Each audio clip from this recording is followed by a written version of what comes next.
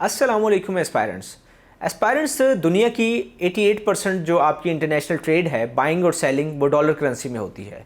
और आपके इंटरनेशनल जो ऑर्गेनाइजेशंस हैं जिसमें IMF है, वर्ल्ड बैंक है, एशियन डेवलपमेंट बैंक है and other states, they also provide loans in the form of dollar currency.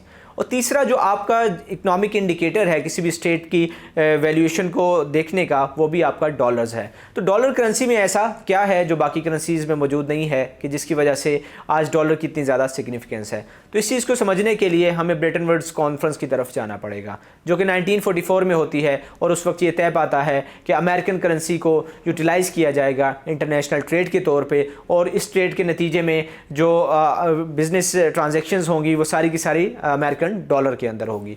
तो उस वक्त गोल्ड स्टैंडर्ड के ऊपर अमेरिका जो है वो पब्लिश करेगा इन डॉलर नोट्स को, और फिर इसके बाद ये जो है मुख्तलिफ कंट्रीज़ 35 ऑन्स ऑफ गोल्ड देकर अमेरिका से $1 ले सकेंगी। तो वहाँ से आगाज़ हो जाता है डॉलर सुप्रीमेसी का।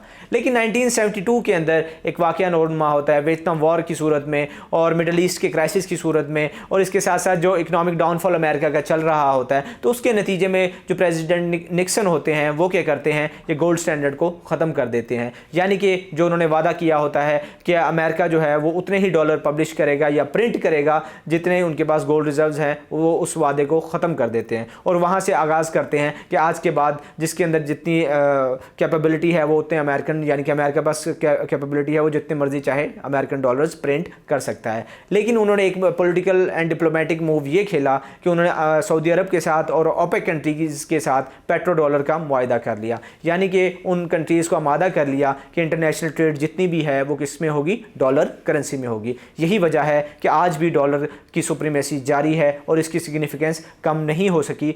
इवन के गोल्ड एक्सचेंज का जो सिस्टम था वो अबॉलिश हो चुका है। अब बात करते हैं पाकिस्तान के कॉन्टेक्स्ट की। तो पाकिस्तान में हाल ही में आपने एक बहस सुनी होगी कि डॉलर की स्मगलिंग के खिलाफ बहुत ज़्यादा क्रैकडाउन किया जा रहा है। तो इस चीज़ को समझने के लिए हमें पहले देखना होगा कि डॉलर पाकिस्तान में तो छपते नहीं हैं, तो आते कहाँ से हैं। पाकिस्तान में डॉलर आने के 4 ज़राए मौजूद हैं। एक फ़ॉरेन रेमिटेंसेस की सूरत में, जो हमारे बाहर से लोग कमा कर हमें बेचते हैं। दूसरा हमारी इंटरनेशनल ऑर्गेनाइजेशंस की सूरत में, जो हमें एड की सूरत में देती हैं, ये डेवलपमेंट की सूरत में देती हैं। तीसरा जो है फ़ॉरेन डायरेक्ट इन्वेस्टमेंट की सूरत में, जो कि मुख्तलिफ इन्वेस्टर्स यहाँ पाकिस्तान में इन्वेस्ट करते हैं। और चौथा जो है वो आपकी मुख्तलिफ जो ट्रांजैक्शंस के थ्रू में पाकिस्तान के अंदर एंटर होता है।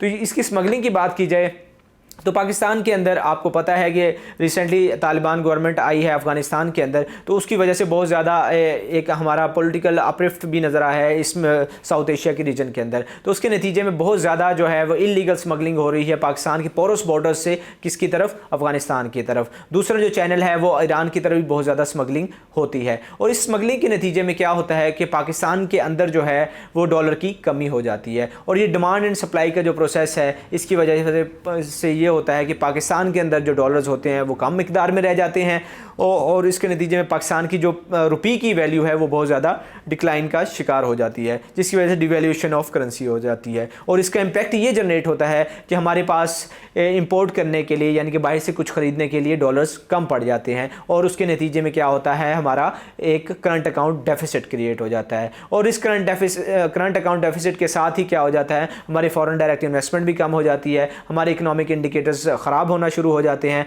और इसी के साथ साथ जो मुख्तलिफ हमारे इकोनॉमिक के इंडिकेटर्स, यानी कि इन्फ्लेशन रेट हैं, वो भी ज़्यादा बढ़ना स्टार्ट हो जाते हैं। तो ये चीज़ समझने की ज़रूरत है कि $1 की स्मगलिंग की वजह से कितने ज़्यादा इकोनॉमिक ड्रॉबैक्स जो हैं वो पाकिस्तान के अंदर क्रिएट होते हैं। तो इसके लिए जो सबसे अहम रोल है वो आपकी लॉ इन्फोर्समेंट एजेंसीज़ प्ले कर सकती हैं। तो इसीलिए ये फैसला किया गया कि डॉलर की स्मगलिंग के ख़िलाफ़ जो FBR, जिसका एक डिपार्टमेंट कस्टम्स डिपार्टमेंट है जो बॉर्डर के अंदर मैनेजमेंट करता है स्मगलिंग को रोकने के लिए, उसको इफेक्टिव किया गया, FIA को इफेक्टिव किया गया और इंटेलिजेंस एजेंसीज़ को इफेक्टिव किया गया। और मकसद सिर्फ और सिर्फ ये था कि डॉलर की जो इलीगल स्मगलिंग है उसको रोका जाए, और डॉलर जो कि इतना सिग्निफिकेंट हमारा एक मास्टर पीस है इकोनॉमिक एक्टिविटी के अंदर, उसकी रिजर्व्स को बहुत ज़्यादा बढ़ाया जाए ताकि पाकिस्तान के भी काम आए और पाकिस्तान इंटरनेशनल ट्रेड भी कर सके, और इंटरनेशनली भी पाकिस्तान की जो वैल्यूएशन है इकोनॉमिक हेल्थ की वो भी बढ़ सके। So this was the whole debate regarding dollar smuggling and its impact on Pakistan economy. Thank you so much and keep watching KIPS CSS network for more such videos. Thank you so much.